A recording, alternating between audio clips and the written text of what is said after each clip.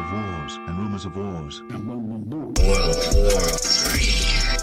We can fight the Third World War down there. Armageddon's on the way. Yeah, so of course, one of the big pieces of news over the weekend was the passing of the president of Iran under some interesting circumstances. We first, or at least I did, I started seeing reports about the Iranian president missing after a helicopter crash. I believe it was Sunday morning or maybe Saturday night. I don't remember. Maybe it was like late Saturday night. And then by the end of Sunday, the reports were coming out that, like for the example, the CNN report here, Iran's President Raisi killed in helicopter crash. Big deal. Big deal. Big deal. Don't know if you guys have been paying attention or not, but Iran's kind of a big deal right now. So basically, I don't know if it was full-on declaration of war, but it was certainly hurtling straight towards World War III when it comes to getting involved with Israel and Gaza. And Iran, of course, and Russia have a very tight relationship. They've been working together kind of on the same axis for quite some time. And yeah, I mean, the closest I think so far that we had gotten to World War III was when Iran finally was like, yeah, okay, we're just going to destroy Israel now. So hold on to your butts, everybody. Yep. Yeah, no, the language was getting more and more bold, I suppose. But here, this is how CNN reported. They had this 1-minute report when stuff was breaking about this I think it was last night. Yeah, last night, or maybe it was this morning. Here it is. We are following breaking news out of Iran, where state media has now confirmed the death of President Ibrahim Raisi and the country's foreign minister after a deadly helicopter crash. Now, rescue crews are now at a staging area. Those are live pictures where they are trying to assess where exactly the wreckage is and to begin their recovery efforts. Iranian officials say the helicopter ran into trouble amid heavy fog on Sunday afternoon. Images of the crash site in Iran's East Azerbaijan province show the remote mountainous area where the aircraft went down. And you are looking at a photo of it right there. The president and other officials had been attending a ceremony for the opening of a new dam near the border with Azerbaijan. Rescuers faced difficult weather conditions overnight, including cold and heavy fog, as they scrambled to locate the crash site. Iranians were urged to pray for the president amid news of the crash, with the country's supreme leader vowing that there will be no disruption in Iran's work. There you go. No disruption. So one of the interesting things is that when they were showing some of the footage of this, the first image that they show is of a guy, it's somebody's phone filming like a computer monitor or screen or something that has the image of the alleged helicopter that crashed in Iran. And you can see people walking around like, around the screen and stuff. It's kind of a weird image to show as like, here's proof, as always, almost maybe meant to stoke the skepticism a little bit. And then they show, I guess, another photo of it, but it's not very clear. I mean, the real bottom line is who knows what happened. This could be he could have, I mean, people think that he might have been paid off. He might have been like, hey, step down. This isn't working out. get a paycheck. We'll say you died. You can kind of sail off into the sunset. Others see it as a more nefarious thing. I see a lot of Mossad did it type of sentiment out there, CIA sentiment out there. So the timing itself makes it very suspicious, of course. Yeah, of course. And one thing, there are some interesting details of this, but we kind of need to be mindful. Gons, actually, I'm going to pop a link into the private chat real quick. Sure. Because, digging around, you can find some interesting stuff, again, regarding the timing and this guy's sort of position, his what he was up to at the time of his death. And it starts to fill in a lot of the blanks that were sort of left out, specifically by CNN and some of the more obvious outlets. But the New York Times tended to include a lot of these very interesting details. So it does kind of beg the question, are they trying to avoid things? Are they, what is the play here when it comes to the details? Because who this guy is and how and when he died are extraordinarily convenient for the Western forces. And, helicopters are dangerous things, especially in the fog. But, Yeah, I mean, accidents just happen. what is it? It's been 4 years. It's been 4 years since Kobe Bryant died when the helicopter crashed in the fog there. So, Those of pesky course, a lot of people were helicopters. thinking of the similarities there. Like, maybe the same people behind this Pesky, little pesky accident. helicopters. New York Times says Ibrahim Raisi, Iran's president, dies in a helicopter crash at 63. Subheadline: The hardline Shiite cleric was seen as a possible successor to Iran's supreme leader. Mr. Raisi's death comes at a moment of turbulence for a country facing a deepening conflict with Israel. Ibrahim Raisi, Iran's president and top contender to succeed the nation's supreme leader, was killed on Sunday in a helicopter crash. He was 63. A conservative Shiite Muslim cleric who had a hand in some of the most brutal crackdowns on opponents of the Islamic Republic, Mr. Raisi was a protege of Iran's supreme leader and a devoted upholder of religious rule in the country.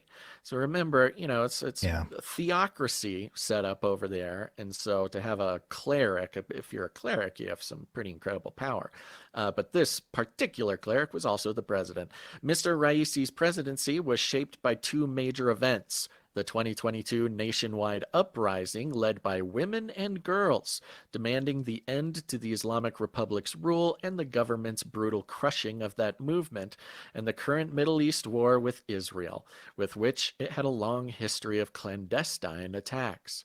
As the president under Iran's political system, Mr. Raisi did not set the country's nuclear or regional policy, but he inherited a government that was steadily expanding its regional influence through a network of proxy militia groups and nuclear program that was rapidly advancing to weapons-grade uranium enrichment levels following the United States' exit from a nuclear deal. Remember, the Iran nuclear deal was a favorite deal of Obama and Biden administrations, but was pulled out by Trump. It says here, Mr. Raisi endorsed and supported both of these policies and viewed them as essential for Iran to maintain its influence in the region and to exercise leverage in the West. Now, he was also intimately, of course, involved with Iran's most recent declarations of war on Israel. Oh yeah, there's lots of footage of him declaring war on Israel. Yeah, and the New York Times, which I think the New York Times is one of these establishment places that have been more on the pro-Israel side of things. This is kind of the trick with looking at various news outlets, because I've seen conservatives and maybe some truther type people sort of operate under the assumption that every single mainstream news outlet is sort of perpetrating the same anti-Israel that the far left is, the protesters, the pro-Gaza, pro-Hamas crowd. Right. Yeah, we've talked about the confusion here that there's has an been instigated. assumption that establishment liberal news outlets are on their side, but this is one of the divisions that has really thrown a wrench in the classic left-right paradigm, which we say is probably on purpose to continue to divide groups that have become too powerful on their own, giving too much power to the people. But they're a little bit more on the pro-Israel side of things, and so they really kind of rolled out some of these details regarding his soon ascension to supreme leader, which is the actual sort of monarchical position in Iran. It does have a splash of Prigozhin. Remember Prigozhin, the whole thing with, he led the Wagner group, the private military attacking Ukraine, and then he fled to Africa to work on some projects there that he had, some side projects in Africa on behalf of Putin. And then allegedly flying on a jet back to St. Petersburg, the plane crashed. Some people That's right. said they thought they saw missiles, but it just crashed. But, no remains were found. And this is the tricky part. No remains were found. So there's kind of room for speculating. If you're relying on his name on a manifest, a guy having the world assume that he's dead. Now, Mr. Raisi, so far, I don't believe we have a body. Is that true? Have you seen anything they've recovered? All I've seen is that they're having a hard time recovering. There's some alleged footage. This is coming from Matt Wallace. We made fun of Matt Wallace while you were out, Basil. Sort of these sensationalists on X. Matt Wallace posted a picture. It says here, they are saying the image shows the body president of Iran wrapped in a blanket after the helicopter crash. Does that look real to you? It's always wrapped in a blanket. It's a photo wrapped in a blanket of yes, an alleged. You can't even tell there's a person in there. It doesn't even look like a person fits in there unless they really squished him in there or something. I mean, unless he was really short. There's no obvious like head or tail. No. I mean, it would have to be, he was all mangled up and there you go. Which is possible, I suppose. Now, anything's possible. Here's one detail about Raisi that is important to remember as we move on here. This is from the New York Times. Mr. Raisi took office promising to pursue a resistance diplomacy, meaning a defiance of Western powers, but an openness to negotiations, partially with the United States, to return to the nuclear deal and to seek the removal of sanctions. But months of negotiations fell through in the fall of 2021, and no deal has been reached with the Biden administration. So explicitly anti-Western, which surprises nobody. I mean, sometimes you see these clips, you see these videos that are like taken from, Iranian or Middle Eastern public access television, and they're just like saying the craziest stuff about, death to America, burn it all down, it's this anti-Semitism stuff that could never make it on American television. But he's one of those, just sort of countless clips of him talking about his displeasure with Western governments, which, who you always got to ask, who stands to benefit? I mean, if this guy was so anti-Western and was next in line to be supreme leader, you could name a few countries who would benefit from him having a little whoopsie daisy. Yeah. I mean, who knows? Again, I declare, I know nothing. I mean, we should all declare that we're not there. We're not seeing what's going on behind the scenes, in front of the scenes. I don't know, man. I really don't know. Just saying, I know who benefits. That's all I know. Yeah, now, for sure we know who benefits. There is some talk, there's some interesting spin going on this, and this I would have no way of I guess I could find a way to confirm this. I have not yet done it, but there's also some talk from talkers online. Online. Like Iranians themselves are very happy about this. Yes, there is. Yeah. So this issue, obviously, we again the suspicions about who might be actually behind this is no surprise, especially with what we're dealing with the mainstream. And you maybe I don't even want to get down the labeling and the categorizing of who mainstream supports and who they don't and all this because it can get confusing. But there's one person that I found. And we've talked about this gentleman before, Hanania Naftali. And interestingly enough, I was doing a little digging about Hanania Naftali. He's a Jewish believer in Jesus, according to some news outlets. So there's that. Interesting. Now, he's taken up a very interesting position on X. We talked about him a few months ago because he popped on X and basically said, he's like, yeah, I'll be the guy, especially October 7th. I believe it was almost precisely around that point. He was like, I'm bringing you the exclusive of what's going down in Palestine, Israel, the whole situation. I'm the media guy. I'm the social media guy. Okay, so basically in his profile here, Hanania Naftali, he says, I'm that Israeli who talks to the camera about peace in the Middle East. And he's got the Israeli flag and the dove, born in 1995. Just a young buck. And in light of this news, just a few pieces of posts from Hanania Naftali. He has, this was the last threat of the Iranian foreign minister. Quote, the coming days will be difficult days for the Zionist entity, end quote. He is now dead. That is his tweet. And so there you go. And he's got a picture of him saying the coming day will be difficult for Zionist entity. This is the foreign minister of Iran, Hussein Abdolian, who is also allegedly on the helicopter. So if the plan is to sort of deflect any kind of accusation that Israel or Mossad or something is behind this guy is not helping. He's like, hey, look they threatened Israel. Look, he's dead now. Ha ha.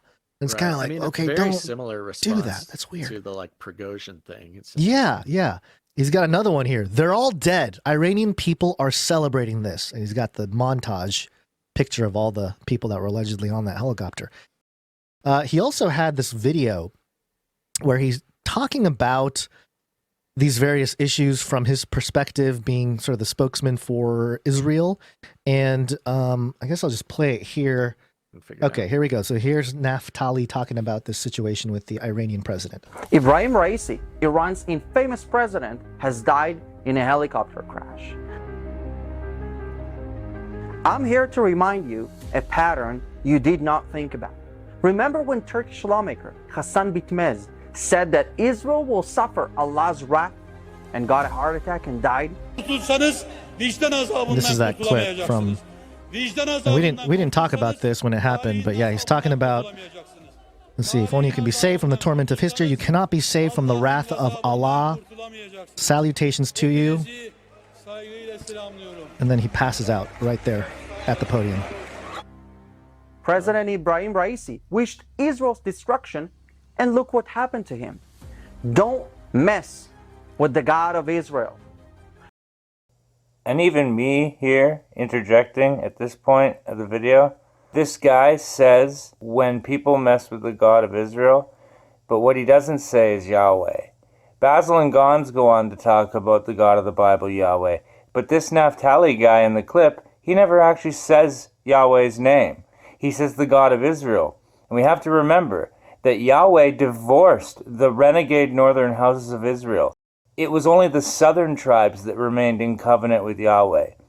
So when in the Old Testament and the prophets it talks about Yahweh having disdain for the northern renegades who became the Gentile house of Israel, the northern renegade house of Israel, and their god Molech with the star of Remphan, which has nothing to do with the house of David.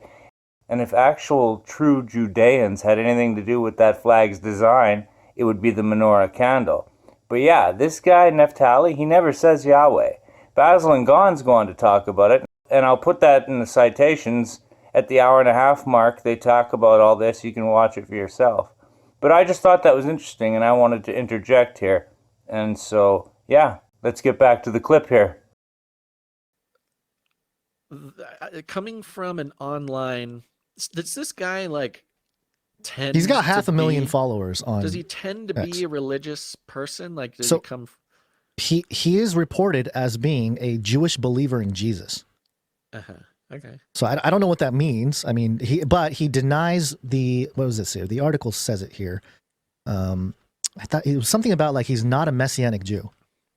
So I was kind of like, how does that work? If he's a follower of Jesus that's Jewish, but he's not a Messianic Jew, what is he? Like, I was kind of confused about that, but yeah. So he comes off and he's so very he does well come known. from like he works within a religious framework.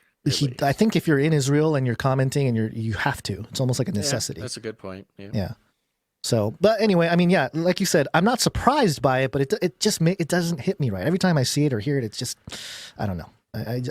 Even if I felt that way, I wouldn't necessarily blast it out. But that's just me. I don't know. Maybe some people have a different approach to it. But here we go. Let's continue with the Lord, Gons. Yeah, I know. That's what I'm saying. Here's him talking about the butcher. He's known as the butcher. Known as the butcher. During his years as the Chief of Justice in Iran, Raisi ordered the execution of over 4,000 political prisoners. For over a decade, the Iranian people have lived under his oppressive rule, and today they celebrate the end of a tyrant. But it's not really the end, and I'll explain. Raisi's career was built on blood. Before becoming president, he was the Chief of Justice, where he earned his brutal nickname, the Butcher. He was cruel, fiercely loyal to the supreme leader Khamenei, and said multiple times that Israel will cease to exist. Well, guess who ceased to exist first? The crash occurred near Peretz Gan, 100 kilometers northeast of Tabriz. Raisi was accompanied by key figures, the foreign minister of Iran, the representative of the supreme leader in East Azerbaijan province, and the governor of East Azerbaijan province. According to Iranian law, new elections must be held within 50 days. But of course, when we say elections, we don't mean elections because there is no democracy in Iran and the vote of the people means nothing. Can't that be said about out here too? Yeah, that's a good point. Or anywhere in the world that has a first world sort of democratic system installed by the military industrial complex. Which part are you referring to now? I'm just talking about in general the elections. You know, the vote doesn't count. He's saying how in Iran they have to have a new election, but it doesn't matter because they don't have a democracy there, so their vote doesn't matter. Yeah, I mean that's the tough part with sort of analyzing this fella is because he doesn't try to hide it. Like they're not saying that he's doing a bad job hiding it or not, but he is so blatantly, has his interests, has interests in what he's reporting on. And so things like, Raisi being known as the butcher and stuff like that. I don't know. I'm gonna look it up right now because none of the articles I read mentioned anything about the butcher. Like, is this a popular name or is this kind of just a thing that this guy's throwing on there? It would not surprise me, and I think ultimately it doesn't really matter. But it is, when you're trying to perceive who is saying what and take that into account in analysis, that's just an interesting aspect of it. Yeah, I'm gonna look it up. Raisi Yep, look it up. butcher. Look it up while he continues on here. The vote of the people means nothing. On the streets of Iran, there are celebrations. Videos are coming out of Iran where fireworks are launched. Iranian people are rejoicing at the news. Okay, by the way, this is just one firework coming off like a building or something. I mean, my neighborhood, there's fireworks that look like that around July 4th, a couple days later when the kids get rowdy and they start celebrating. So I think that's the point. Yeah. Okay. The race is dead. Because for them, Fox News, Newsweek, U.S. News. Okay, this guy is at least He's the butcher. branded. He's at least branded in Western media as Butcher of Tehran. Okay. Butcher of Iran, Butcher of Tehran. I guess he has a few different names. Wow. Multi meat there. Butcher Multiple of meats. Tehran. Okay. Yeah. All right, let's continue. this is not just the fall of a cruel dictator, but the beginning of the end of a nightmare. Raisi's life was marked by violence and repression. As Chief of Justice, he played a key role in the 1988 mass executions of political prisoners. And let's not forget Flight 752. In 2020, the Islamic regime shot down a passenger flight 752 from Tehran to Kiev, killing 176 civilians. No one was held accountable. The families demanded justice, but the regime spat in their faces. The international community must stand with the Iranian people now more than ever. Raisi's death could mark a turning point in Iran's history. This is a chance for the people to reclaim their freedom from the oppressive grip of the Islamic Republic. Now, as always, pro-regime activists are already conspiring and blaming Israel for the crash online, and this could mean escalation because if the Islamic regime will officially blame Israel as well, then it could probably affect the situation with the war in the north. Now, the reason I'm saying this is because Iran's leadership, the regime's leadership, has a history of using external enemies to unite the country and distract from internal issues. I mean, every point he makes is like, yeah, it's like every government. You're not telling me Western governments don't do that? Yeah, Come on, Naftali. Well, it does speak to kind of the 4D chess of everything. Like, we will never get the full report from anybody. I don't know if he goes into Raisi's replacement, but right now we have the vice president, Mohammed Mokbar, has become the acting president. Mr. Mokbar is a conservative political operative with a long history of involvement in large business conglomerates closely tied to Iran's supreme leader. No kidding. And apparently this Mokbar guy is he seems like he's just the same guy who died. He's just full on, business interests for the Is it country. a clone? Yeah, kind of seems like that.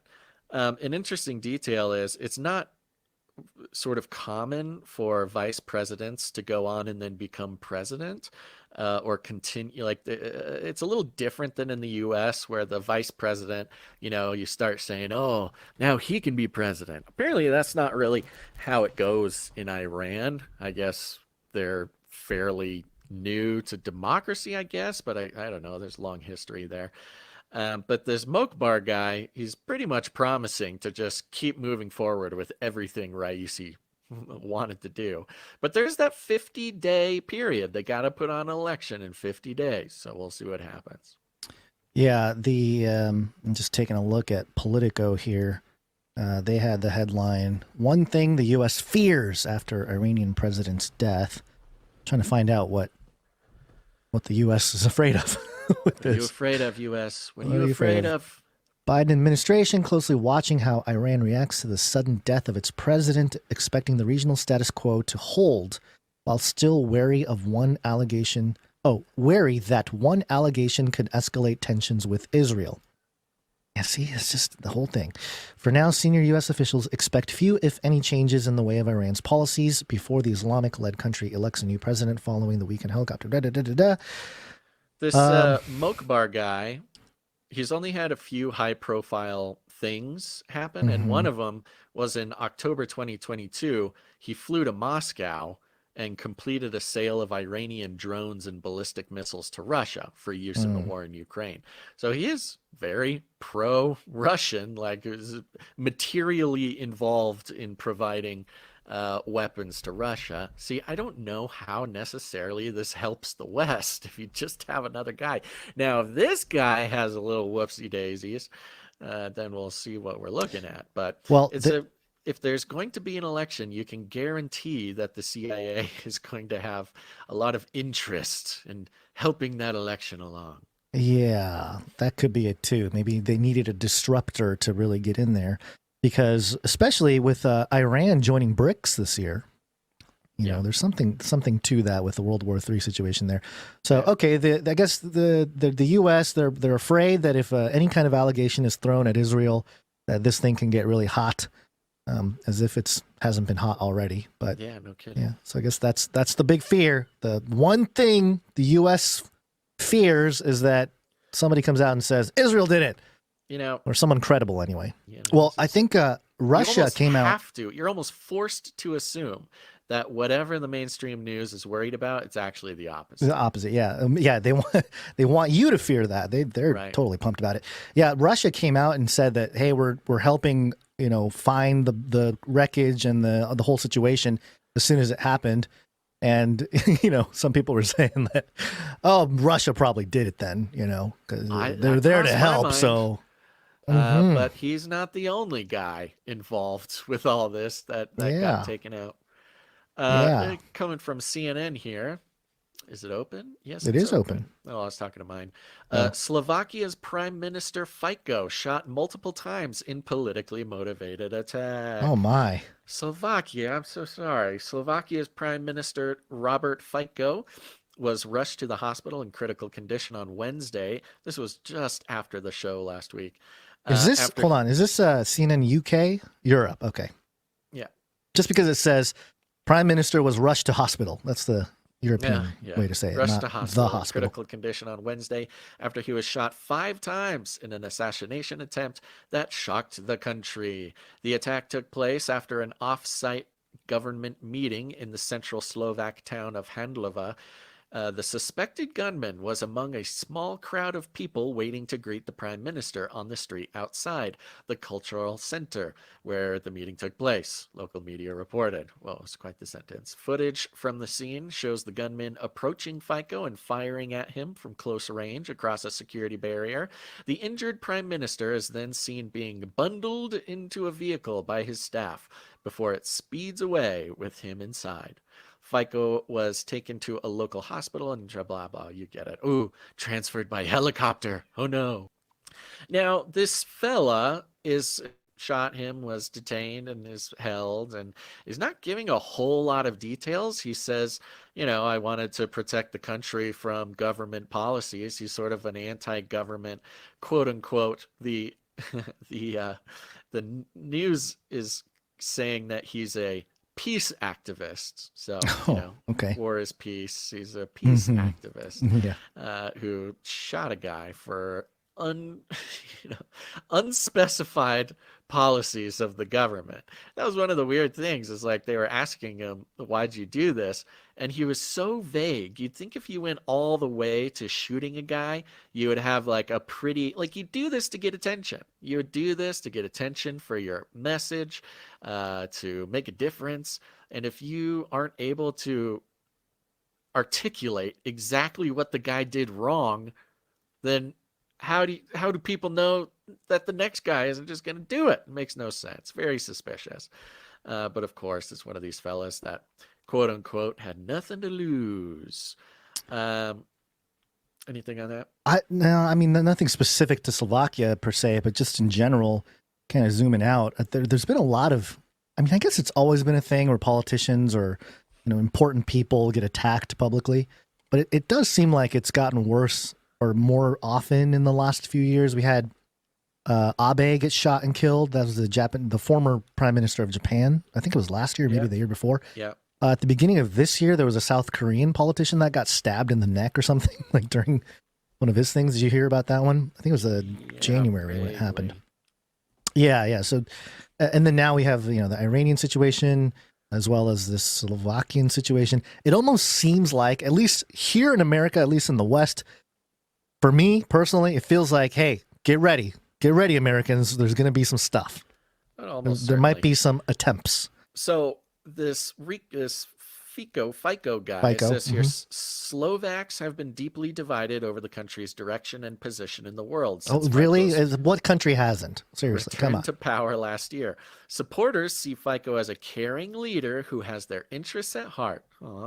Critics say he is a populist whose pro-Russian leanings pose major risks for the country. And this was sort of an interesting connection here, because there's no pro-Western guys getting killed. There's no It's like all pro-Russia. America, pro-America leaders around the world having accidents. It's all pro-Russian guys. So, that's certainly a part of it. It says here the country. Oh, and then there's this bit here that is repeated a few times in various articles. It says the country has seen weeks of largely peaceful protests over his coalition government's controversial domestic reforms.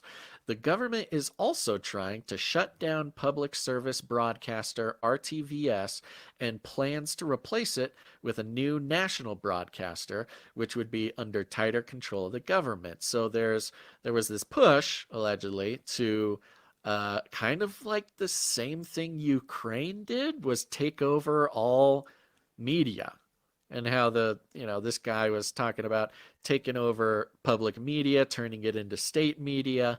And it's, I don't know. They keep pushing this idea that, he's a bad guy because he was going to take public media, turn it into state media. And it's like, well, that's what Ukraine did. Ukraine did that years ago, and they did it way worse than this guy was talking about doing it. So I think this media takeover thing is kind of the maybe the red herring as to why he would be targeted in such a way. Yeah, that makes sense. Media is very powerful when it comes to controlling the thoughts and behaviors of the masses. Yeah, I don't know. Just look out if you're a politician. Get your AI, get your clones. I mean, I don't know, get your robot army. Clones. Get your... I mean, it's a whole nother world, Basil. People are scary now. You got to protect yourself. Yep. Got to do it. Get your laser guns, get your clones ready, folks. Laser robots, the whole deal. Yeah.